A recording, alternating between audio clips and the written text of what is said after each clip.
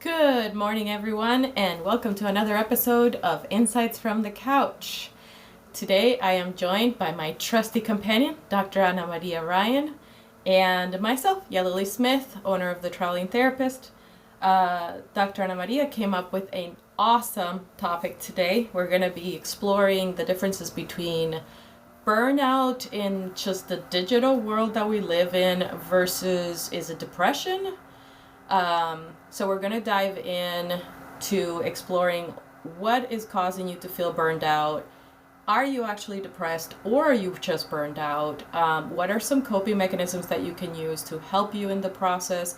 And what are some of the coping mechanisms that we confuse has coping mechanisms and has quote unquote self-care, but in fact may be hurting you more than they're actually helping you? Welcome, Dr. Ana Maria. Good morning.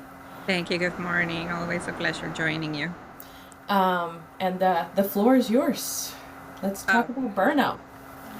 Yeah, I wanted to tell the people who are listening now that the reason why it occurred to me this would be a good topic is because in my practice I have come across a few clients that are describing what looks like burnout. But then when I do some sort of assessment, I'm like, well, is it depression that is taking place or it's really burnout? And we have to be able to dissect like what's going on and ask the person a bunch of questions just to make sure that it's not organic depression. But making the long story short, this young woman was telling me the other day, a very, very active person, that she had no desire to do anything. And she was exhausted. She was laying on her couch watching TV shows. And that is very much unlike her. So because there was no previous history of depression, it occurred to me that maybe she's burned out, and we came to the conclusion that this is a possibility. So I'm not going to tell you guys that if you have some symptoms that we will talk later about, that it's not depression. Maybe it is, but it could be burnout because we live in a world where we are constantly connected. There is no off switch for anyone anymore.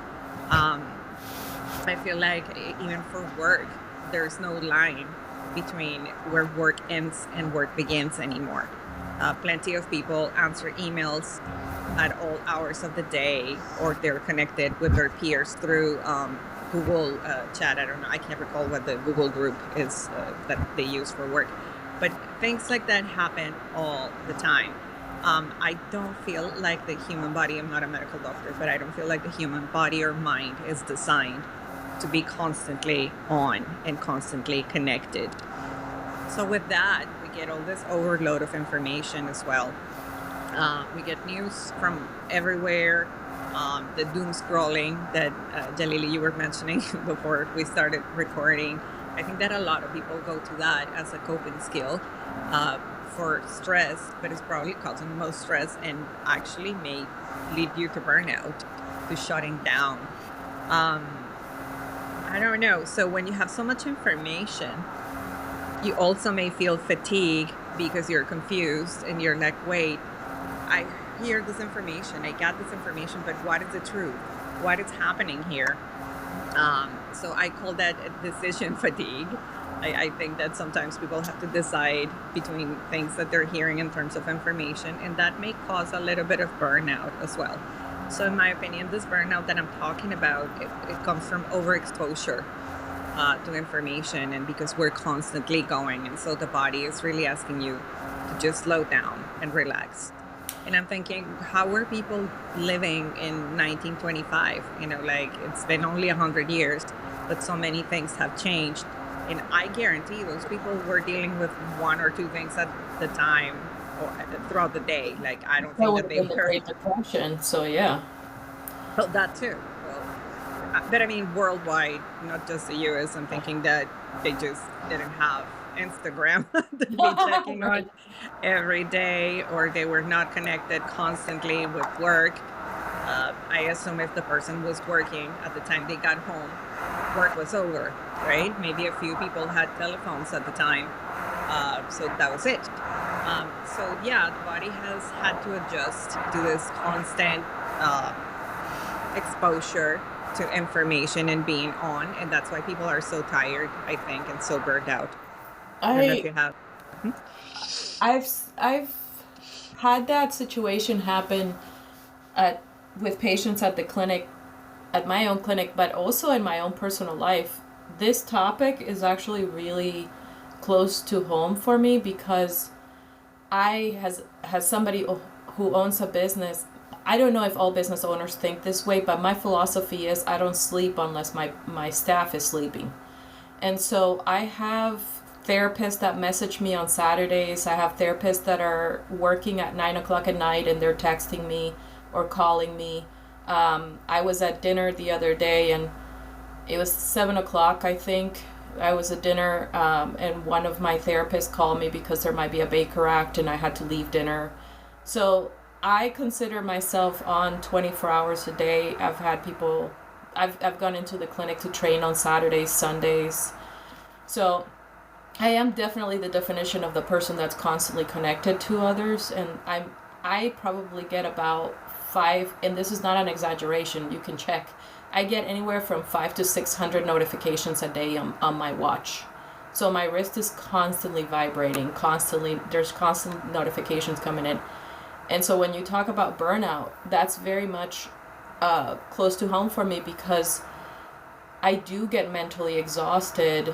And then what I was finding myself doing was I'm like, well, I'm an introverted person, so I don't want to be around people. After you're working all the time, like with people, I don't want to be around people. And so the mistake that I was making was I would go home and I would doom scroll for hours and hours. And then what I started noticing is, yes, I wasn't focusing on work, but my anxiety was going up.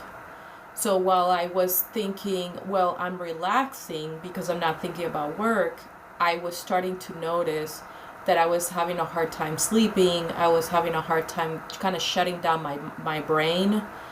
And I was having a hard time with my focus and motivation. And so when I stopped doing social media, immediately as soon as I stopped doing social media, I noticed my motivation starts going back up. And I start to feel less anxious, I sleep better. But in my mind, I was like, well, I'm coping. Like, this is self-care. Self-care is I get to relax in bed, drink a coffee, and doom scroll. No, I was burned. I get burned out. And if I isolate to deal with it, and I go into the computer or the phone to deal with it, the burnout is probably 10 times worse. Yeah, thank you for sharing that about your own experience as a business owner and as a human being. And I'm sure that the people that are listening can definitely identify with you. And my experience, even though I'm a business owner, but I don't have the type of business that you have. It's just me, right? Sometimes because of this culture of productivity that we have to be doing something at all times. I hear that a lot from my clients. If I'm not being productive, then I'm failing. I found myself, naturally, I'm not from that type of culture. Where I come from, we work hard, but we play hard as well. So what I found is that maybe coming the weekend, because I'm doing so much throughout the week, I feel so tired.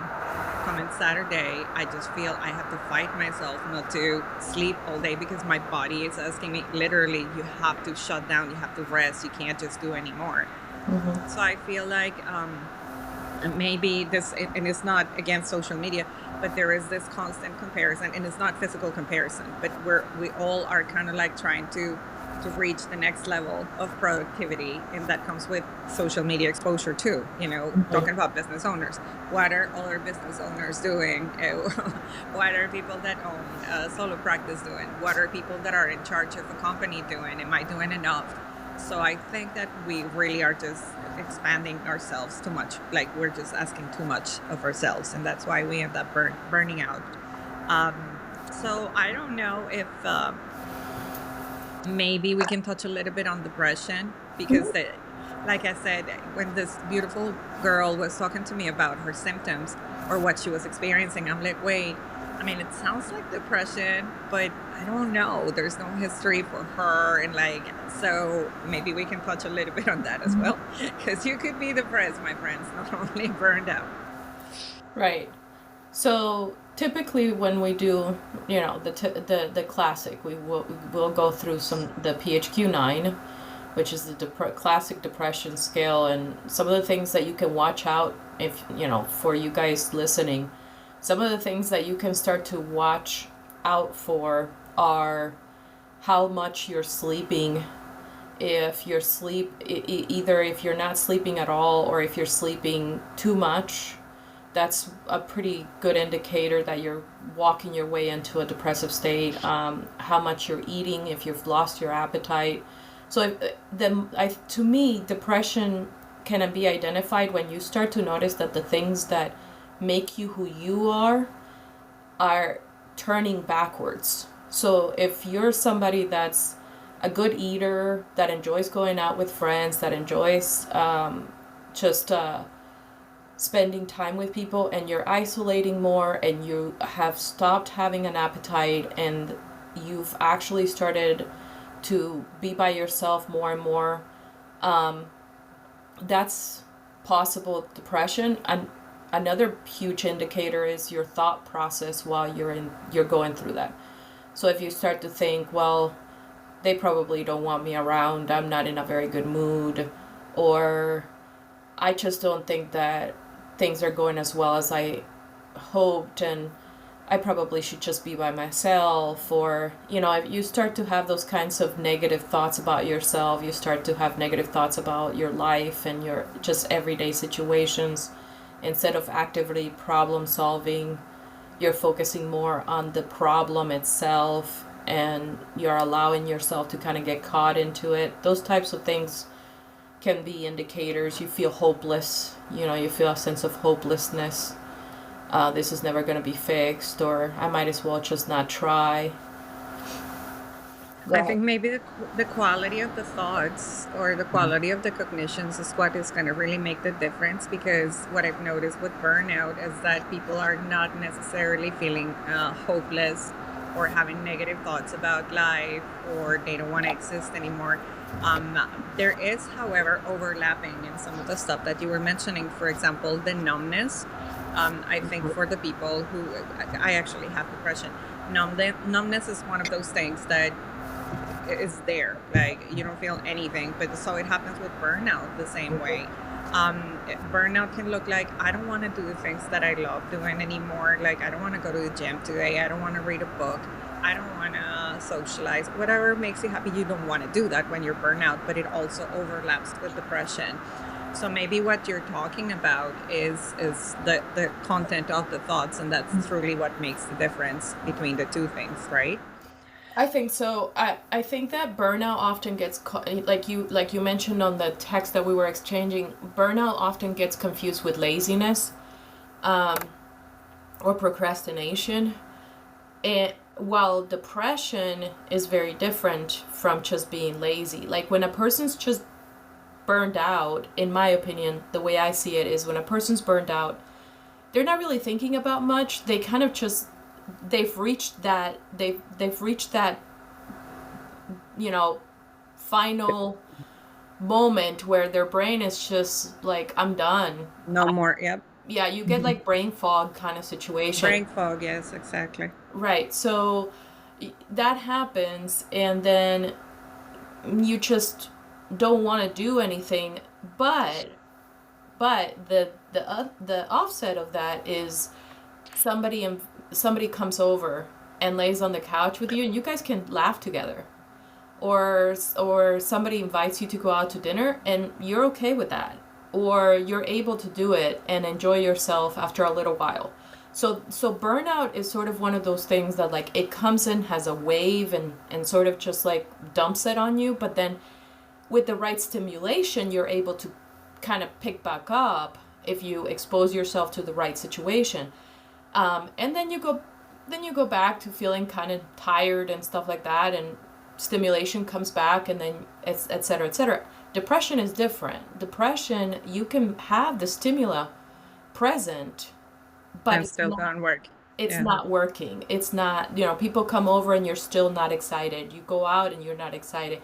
And all you feel is just like, I don't want to be here. I don't want to be here. I don't want to be here. I hate this. I'm not comfortable.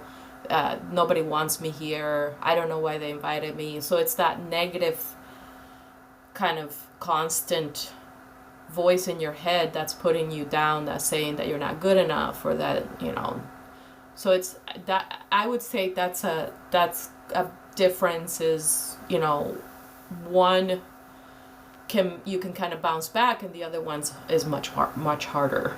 Oh, most definitely. You're correct in that. And I also wanted to say that sometimes when we look back in history, a lot of my clients are like, especially those who have kids, it's like, I don't know how people used to do it when they had more than one kid, when they had 10 kids.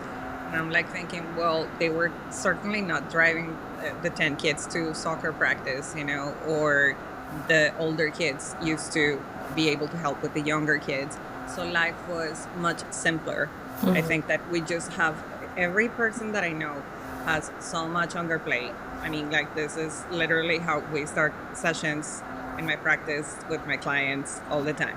I have so much on my plate. I have so much on my plate. And it's literally that. But I think it's just an expectation that somehow we have to be checking some boxes that are, and sometimes those boxes are imaginary because you don't have to. I mean, great that you want to be a good mom and bring your kid to soccer practice or whatever it is that your kid has as a sport, but you don't have to do it all. I think that it's just this mentality that we have to do it all. We want to be in 10 places at the same time. I know you were talking about your wrist vibrating. I'm sure that your Never stops.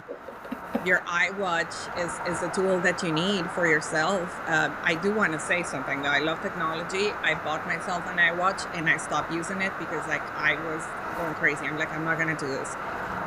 So the more we're connected, the more we overwhelm ourselves. It's like my clients that measure their sleep. Nothing wrong with that. If you want to know how many hours of sleep you're getting at night, that's great. But maybe that's too much information. Like, do we really need to know all of that? Maybe some people feel like they do. Maybe some people feel like they don't. But that is exactly what is causing, in my opinion, the burnout. That we have so much that we don't even digest one thing when there is the next thing coming. We have had tragedies with weather, financial issues in the country, and those are global aspects of life. We have our things in our daily life that we have to deal with, and there is no time to sit down and process that one thing, because then here comes the next thing, here comes the next thing.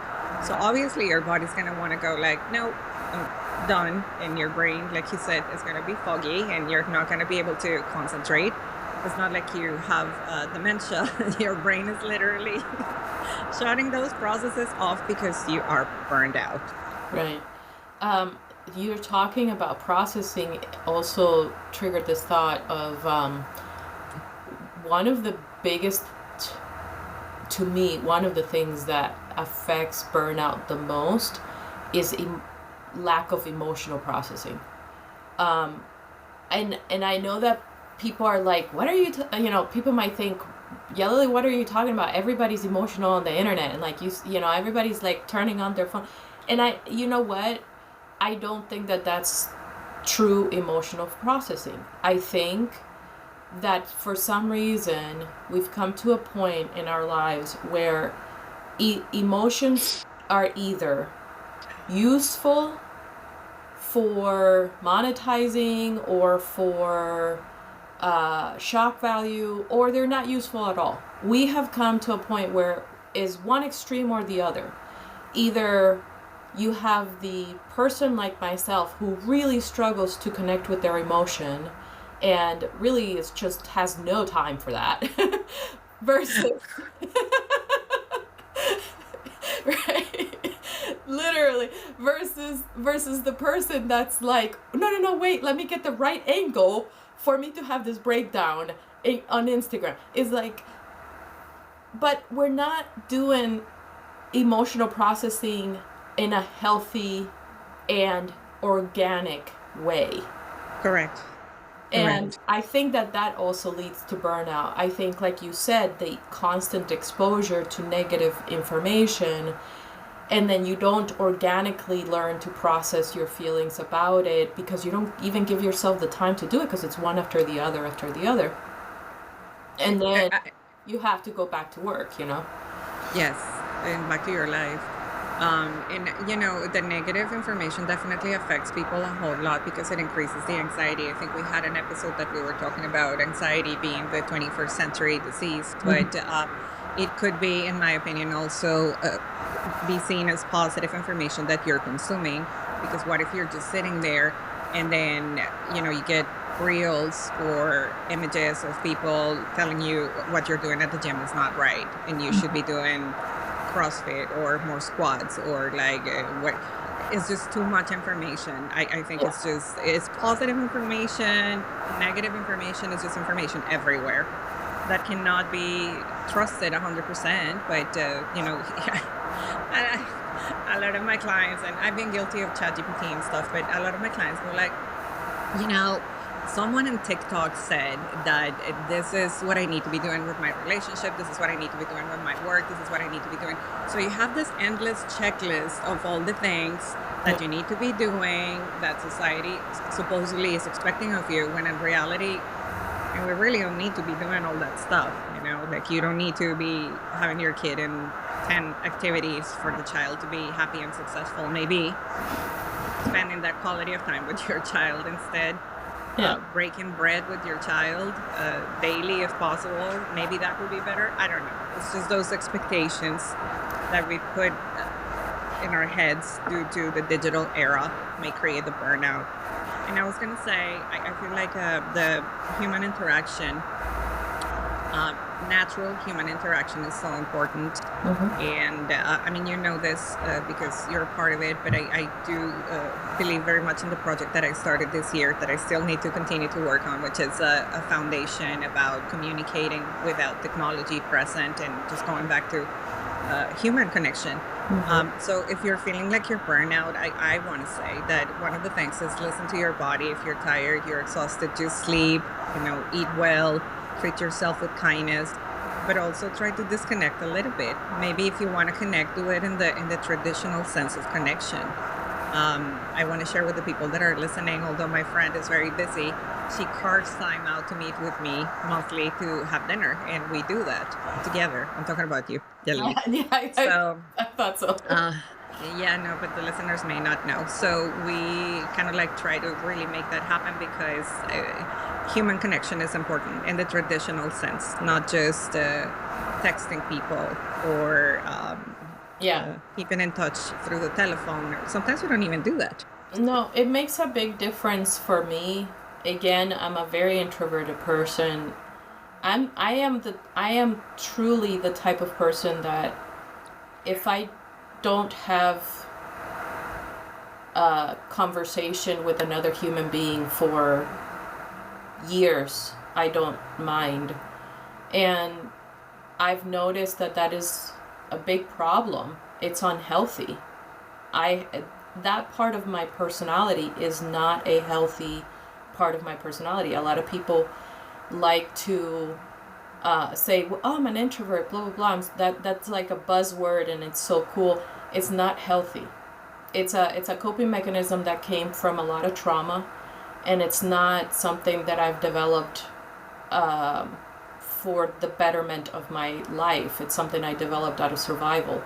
And so the moments that I get to spend with you, Anamaria, are precious to me, and they're very important. And there are many times when I'm like, I don't want to get out of the house. I don't want to get out of my room. And I'm like, but I want to see her. And so that gets me out, and that helps me to then, my mood is boosted and I feel good. And by the time we're done with dinner, I'm like, okay, this was exactly what I needed. So I know that it's easy to say, oh, I'm burned out, I'm tired, so let me just isolate. Isolation's not always the answer. It's good company. Good company's better than isolation. Thank you for sharing that. I think a lot of people would appreciate your realness and your honesty talking about your experience and being a busy person. I also wanted to let people know, because you're busy, you actually make the time to do this. So sometimes, I don't know if this is true. You can tell me if you know more about this. But my understanding is that young millennials and Gen Zs prefer to stay home Hmm. than going out to doing things Yeah. with other people. There was this thing that I read. I believe it was a study, but then again, don't take my word, because I'm not sure exactly what the study was. But it was about dating, like how people, instead of going on a date, people who are looking for a partner, they just want to stay home, play video games, and relax. And like you were saying, Netflix and chill. And they just want to go out. A lot of the terminology, there's a lot of the terminology that was born from the millennial culture is based on staying home. And there's so many, I've seen so many videos of people talking about, I pay my rent so that I can stay home.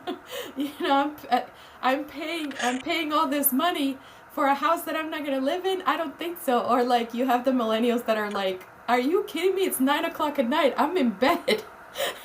Like, what do you mean go to the club? What? And then we're getting ready at 8, and then we're gonna leave by 9. What time are we coming back? That I've seen that a lot, and I can relate to that 100%. So that's also like a, I guess, like a generational thing where For sure. isolation's become a generational marker for millennials, I think.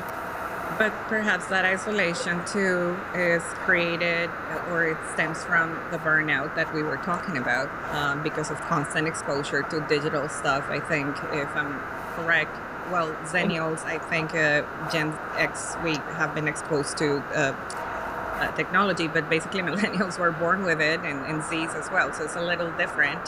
I mean, this is not my time, but I'm thinking the people who were like flower children back in the 70s, a Saturday night would be like, okay, let's go. We're gonna get ready at 10 p.m. and by 11 we'll be out, and we're gonna party all night, and woohoo. Mhm. But not so much for Z's and or No. like you were saying, we're tired, or like we did enough adulting this week. Let's just go ahead and Yeah. relax a little bit. But Yeah. then again, the pressure is different, because for that other generation, maybe there was no social pressure with this digital stuff happening all the time, and this bad news all the time. You had the choice to turn that TV on and off if you wanted to with the news, or turn the radio. Some people used to listen to the radio back then. Turn it on and off. With the exposure to media these days, it's very hard to turn it off. Very hard. So Yeah. anybody may feel like they're absolutely overwhelmed. I don't know, we're so overstimulated. I don't know how we don't develop more attention deficit these days. But That's we something to are. look into. That's the thing is we are like more and more studies are coming out that our attention's.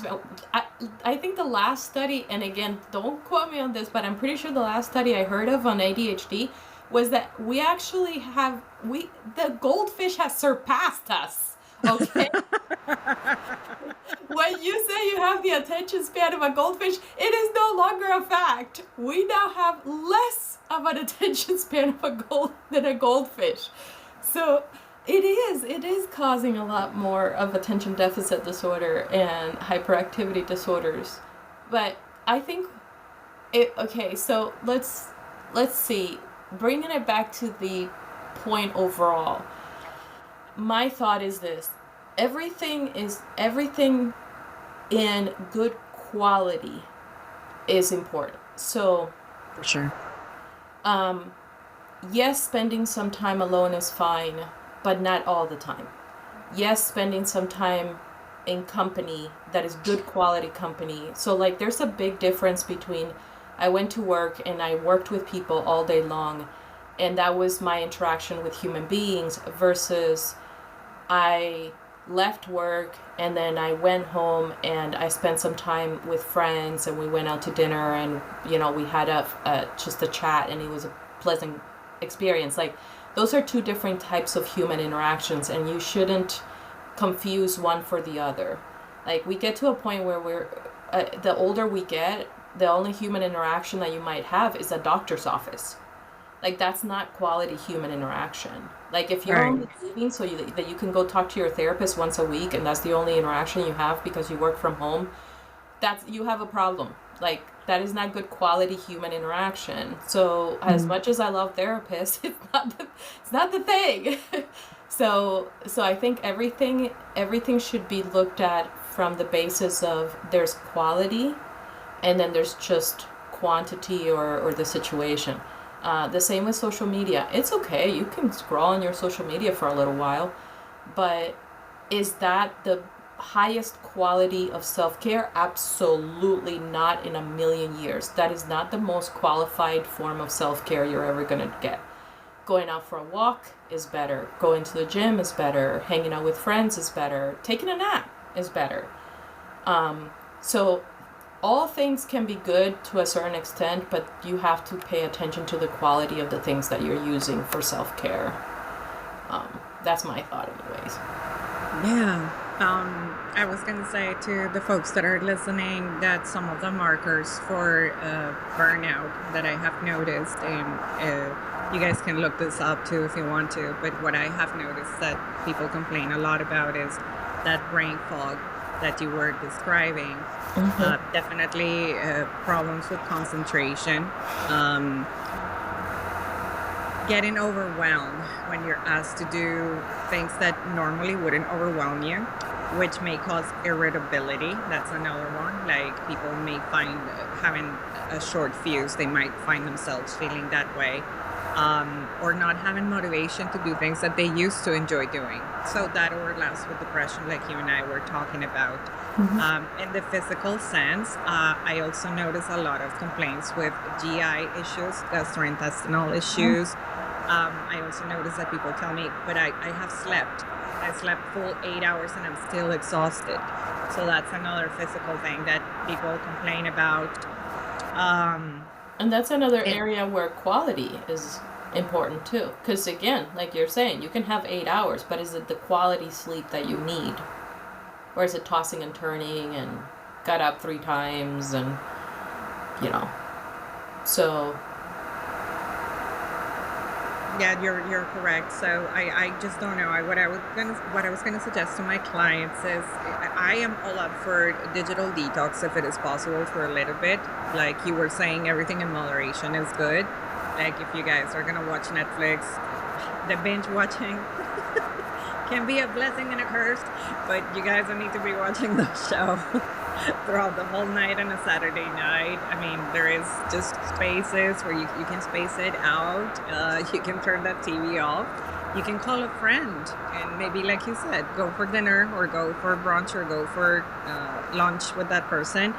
And just, I don't know, just give yourself grace, the ones that are listening, please, because you don't have to do it all at once. You don't have to be perfect at your job. You don't have to answer the 1,000 emails. I mean, you're a business owner. You probably do have to answer those messages. But the people who can actually turn the Google Meetings off or the emails off for the weekend, by all means do that. You don't really need to be bringing that work into your rest time. And let's try to avoid that burnout. yeah. We didn't even touch on caretaking burnout, which is another thing, but Oh, maybe yeah. that can be another subject. Yeah. I've done a lot of presentations on that when I was with the Hospice. Alzheimer's Association. Oh, We I used to do presentations and I had a group, and that's a whole nother level of burnout. oh my Yeah. gosh, yeah. Okay, so that's for another episode for sure. Yes. Okay, my final thought on that is overproductivity versus, oh my gosh, I'm sorry, but I am sold on the word quality today. It is what it is. Overproductivity versus quality productivity. I come into work, and even though I'm always available, I come into work and 90% of my work is done by noon. 90% of the hardest part of my job is done by noon because I focus on what I'm supposed to do. I have meeting, notes, sign off on people's notes, blah, blah, blah, get everything done. By noon, I've done all of the most stressful part of my job is done. the rest of the day, I'm available. If you need me, call me, etc., etc. But I go to the gym. Sometimes I come back to the office. Sometimes I don't. Sometimes I go for a walk. Sometimes I take the dog out. And thankfully, after 7 years of hustling, I've been able to get to that point. But my observation on that is sometimes we think, and I've had employees like this, sometimes we think that we're actually being productive because we're working on the weekends and we're working 80 hours a week and blah, blah, blah, and that's productivity. That's not productivity. That's what leads to you being unhappy at your job and wanting to quit, because you're putting yourself in a position where your body can't handle that. Burnout. That's the burnout. Exactly. Now, if you can focus your productivity in a solid number of hours, you start out with, I have 6 hours, 4 of them are going to be my most productive time, and then the other 2 hours I'm going to just take it easy. I'm not going to go super crazy with it. I don't have to be hyper productive on those 2 hours. That's good. That is a good thing. As a matter of fact, some of the greatest business owners in the world find themselves doing exactly that. They have pockets of productivity in their day, and then they're done. And then the rest of the time is either they go out to market, or they're talking to colleagues, or they're joining online little Q&As, or they're doing their blogs or whatever, because they know they cannot sustain a life where all they do is work at 100% pace. So that's my thought too on what you were saying, answering those emails and working through the weekend and stuff like that. If you schedule yourself properly and you set the right kind of boundaries, you can be extremely productive without burning yourself out. Mm-hmm. I think we need to look at societies like the Italian society and the Spanish society, where in the middle of the day they just take the time to chat after lunch and enjoy a glass of wine or a coffee, and just not think so much about being productive sometimes. I don't think they care much about that as we do in the US, but we have to here anyway. True. All right. Well, yeah. So, like I said, just be kind to yourselves. This is my last thing, and if you can, try to detox a little bit from that information that is coming to you. That's probably a good idea too. Yeah. Those are All my right, 2 cents. everybody. Thank you so much, Dr. Anamaria. Thank you, Yalily. I forgot to mention Dr. Anamaria. Her practice is 7 counseling, and she's an amazing therapist. I strongly recommend that you call her. Thank you.